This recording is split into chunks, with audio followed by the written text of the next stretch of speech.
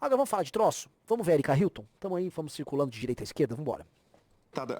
A senhora mencionou um pouco do debate público, inclusive entre jornalistas, né, utilizando muitas vezes categorias que são associadas com radfem, com feminismo radical, associando, né, a condição de mulher com sexo biológico. E a senhora entende que esse tipo de discurso é uma normalização da transfobia no debate público, porque há esses discursos que são discursos claramente transfóbicos, claramente ofensivos, mas também há uma normalização e uma utilização no debate público desse tipo de discurso focado em realidade material, sexo biológico, nesse sentido, muitas vezes utilizando categorias, inclusive, da relatora da ONU atual sobre mulheres.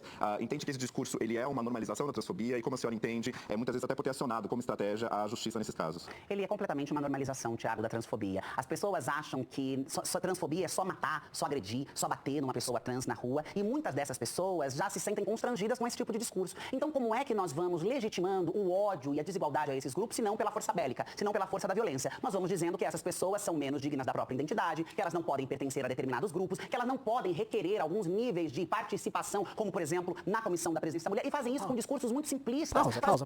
Vamos lá. Ela dá um salto. Onde está o salto? Ela fala o seguinte, né?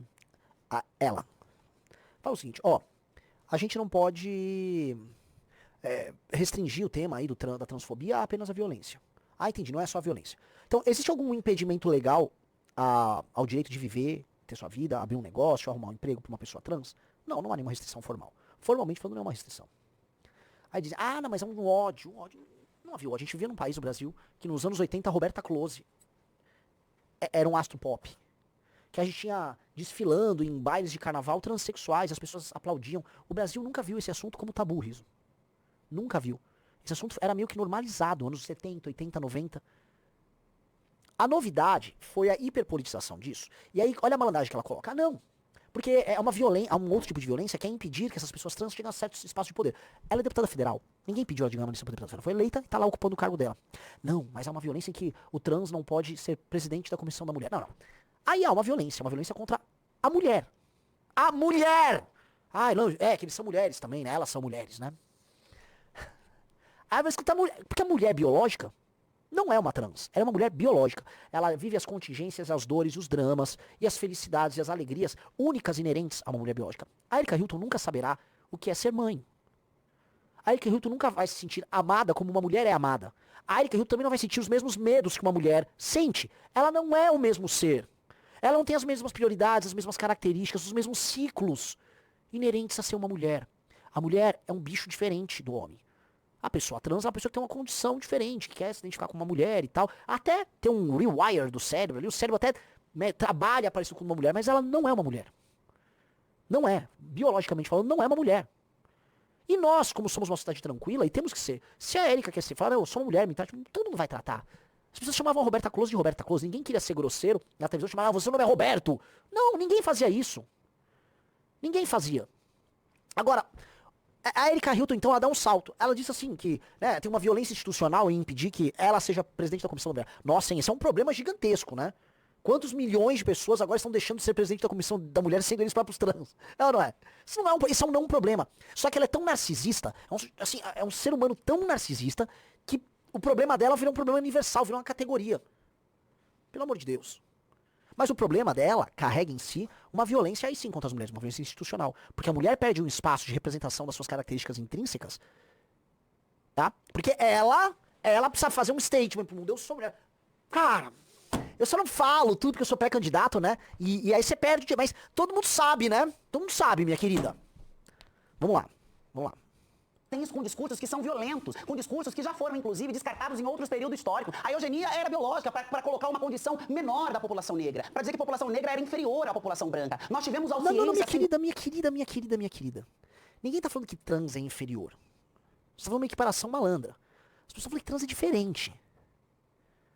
Ninguém tá falando que é inferior, tá falando que é diferente. Até porque, né, se a gente falar das desvantagens físicas que uma mulher biológica tem, vocês têm trans, né, as mulheres trans, muitas vantagens, né, oriundas da sua natureza biológica original masculina, né. Não vem com essa conversa. O racismo institucional que a gente teve em muitos lugares, normalmente nos Estados Unidos, mas muitos lugares do mundo tiveram, ele se baseava na ideia de que uma raça era intrinsecamente inferior e que esses cidadãos tinham que ter um tratamento inferior. Ninguém tá falando isso. Você que tá querendo colocar assim que vocês trans são, né, mulheres trans são mulheres e que vocês têm que ocupar os espaços das mulheres e representarem as mulheres. Não é o caso. Tá falando que é diferente. Você tá fazendo uma falsa equivalência que é uma malandragem argumentativa. Não caiam nessa malandragem argumentativa. Vamos lá. Utilizada em inúmeros espectros, em inúmeros momentos, para dizer e legitimar violência e barbárie contra determinados grupos na sociedade. E aí vão dizer, olha, esta mulher não pode representar um espaço de mulheres, porque não é a mulher fêmea, não é a mulher biológica, mas vão se silenciar, por exemplo, quando Sônia Maria é encontrada analfabeta, surda, na casa do desembargador e é uma mulher classificada nesse lugar. Por que você percebe que não se trata de defender um tipo de mulher? Se trata de violar, de negar direitos, de aprisionar às margens outros tipos de mulheres, porque em vários casos de violência... Ninguém quer negar a margem. Você tá falando que é diferente, você é mulher rica. Érica, você é uma mulher rica em termos brasileiros, tá? Uma mulher trans, muito rica. Seus problemas não são problemas de pessoas comuns, você deixa muito claro que você é rica. Você vai em festa de gente rica, você acha que você é um modelo de passarela, você tem muitos funcionários, você é famosa, tem contratos com marcas. Você é uma mulher rica. E você se tornou rica e ninguém te impede de ser rica sendo trans. Pelo contrário, você é rica porque você é trans. Porque você usa isso como um instrumento de autopromoção. É isso que você faz. Vai ficar fingindo que não é? Mas né? Que malandragem, cara. A questão toda é a invasão dos espaços da feminilidade. Da feminilidade biológica, da mulher que é entendida de maneira instintiva e intuitiva pelos homens e pelas outras mulheres como mulher. Entenda, Érica. Um homem heterossexual não vai procurar uma mulher trans pra casar. Sacou? Nem pra namorar. Tem homem por aí que quer se relacionar e tal, tudo bem, ele é livre. Mas as coisas não funcionam assim. Para de fingir que as coisas são assim, porque elas não são assim. Elas não são assim. Não são assim. Você vai querer impor que tem que ser assim, que é assim. Não é assim. Não é e nunca será assim. Sacou? Isso é loucura. Não à toa, minha querida Erika Hilton, você mesmo confirma essa regra. Seu namorado ou esposo é um homem trans, que vem a ser uma mulher que se tornou um homem. Meu querido homem trans que se casou com a Erika Hilton, você também não é um homem biológico.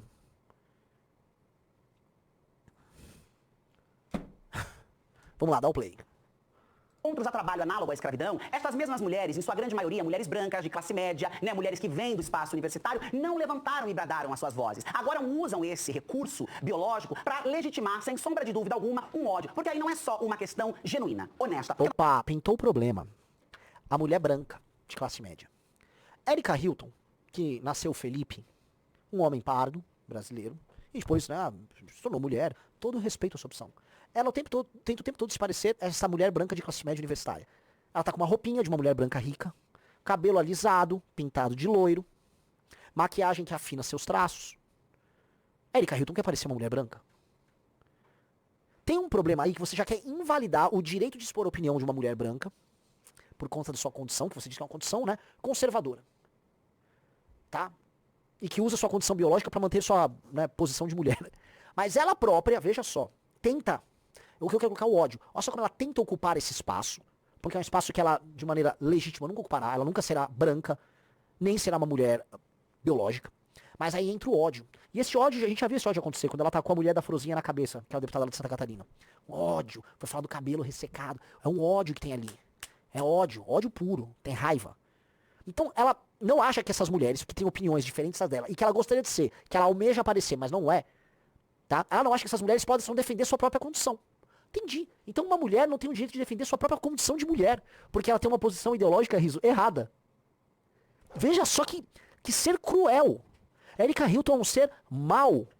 Erika Hilton é muito... A Erika Hilton é um ser humano malvado. A Erika Hilton é um ser humano cruel, mau. Erika Hilton é um ser humano perverso. Que é isso? É muita maldade no coraçãozinho ali. Vocês percebem a maldade no detalhe? E a parte mais engraçada é que quem vota nela, na maioria, é mulher branca, né? Mulher branca de classe média universitária. Você vai na periferia falar com uma mulher negra, evangélica, que tem lá na periferia os montes. Essa mulher, ela vai falar, oxi, sem crê em Deus Padre, vão sair fora. O que é? Quem vota em você é essa mulher que você quer tirar o direito de fala. Ai, que serzinho, velho. Vamos lá, dá um play, dá um play. Nós podemos trazer uma questão honesta. Ninguém está ignorando a biologia. Ninguém está desprezando os cromossomos. Ninguém está desprezando as genitálias. O que nós estamos afirmando com segurança absoluta é que estes elementos não são os únicos elementos que compõem o gênero na sociedade. Uma mulher não é apenas a menstruação, não é apenas o útero. Olha como regala o olho, olha como regala o olho, a raiva. Quando fala desses elementos que são distintivos da feminilidade, o olho arregala. O ódio. ódio contra a mulher. Olha como o olho arregala, tá? Uma mulher não é apenas a... Olha, vamos lá, minha querida. Entenda uma coisa. Eu sei que você fala, né? Menstruar, ficar grávida, genitália. Você fala com termos quase técnicos, igual quando fala com pessoas que gestam e tal, porque no fundo, você quer meio que animalizar a condição feminina. E entenda, ter seios, ter uma bunda redondinha, ter uma genitália, não vou usar uma genitália feminina, né? Ter ovários, ter um útero, entendeu? Ter uma produção maior, né, de estrógeno e outros hormônios, não de testosterona. São características, vamos dizer, que são consequência da natureza biológica da mulher. Entende? São características, são consequências de uma característica biológica a priorística, que vem no momento da concepção, que se desenvolve no útero e que determina, via de regra, porque sempre tem as mini exceções, que aquela pessoa é uma mulher. Não é só o cromossomo, é a consequência, o desenvolvimento, é a forma como os hormônios se dão, é o período dessa transformação que as meninas têm na adolescência, em que elas deixam de ser aquela menina inocente, que tem um corpo mais ou menos parecido com o do menino, mais ou menos parecido, e que aí passa por uma transformação gigantesca.